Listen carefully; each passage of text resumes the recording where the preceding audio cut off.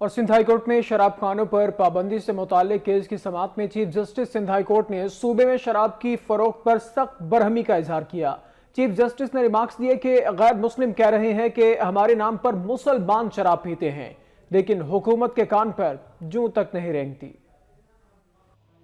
Sindh high court में case की समाअत के दौरान चीफ जस्टिस ने रिमार्क्स दिए कि सुप्रीम कोर्ट ने हमारे हुक्म को गैर कानूनी नहीं कहा। जो दायरा कार तय किया इसमें रहकर केस सुनेंगे। सुप्रीम कोर्ट की गाइडलाइन के मुताबिक केस का फैसला करेंगे। दरखास्त गुजार सिखों के वकील ने कहा कि हदूद ऑर्डिनेंस की दफा 17 के तहत गैर मुस्लिमों को सिर्फ मजहबी त्योहारों पर शराब फराहम की जा सकती है। यहाँ 24 घंटे फराहम की जा रही है। हमारे मजहब में शराब हराम है। हमारे नाम पर मुसलमान हासिल करते हैं। अकलियती बरादरी के वकील का कहना था कि हम तो असेंबली में भी कह चुके कि हमारे मजहब में शराब हराम है। चीफ जस्टिस ने एडवोकेट जनरल से इस्तफसार किया कि सुप्रीम कोर्ट के फैसले के बाद आपने किस कानून के तहत शराब खानों के लाइसेंस जारी करना शुरू किए। शराब की खुलेआम फरोख्त की इजाजत नहीं। गैर मुस्लिम कह रहे हैं कि हमारे नाम पर मुसलमान शराब पी रहे हैं, लेकिन हुकूमत के कान पर जूं तक नहीं रेंगती। कानून की खिलाफ वर्जी और हुकूमत की तरफ से खिलाफ वर्जी में फर्क है। आप सुप्रीम कोर्ट के हुक्म के पीछे पनाह ले रहे हैं। मुसलमानों को शराब फरोख्त करने पर कार्रवाई क्यों नहीं हो रही? हुकूमत को रेवेन्यू मिल रहा है।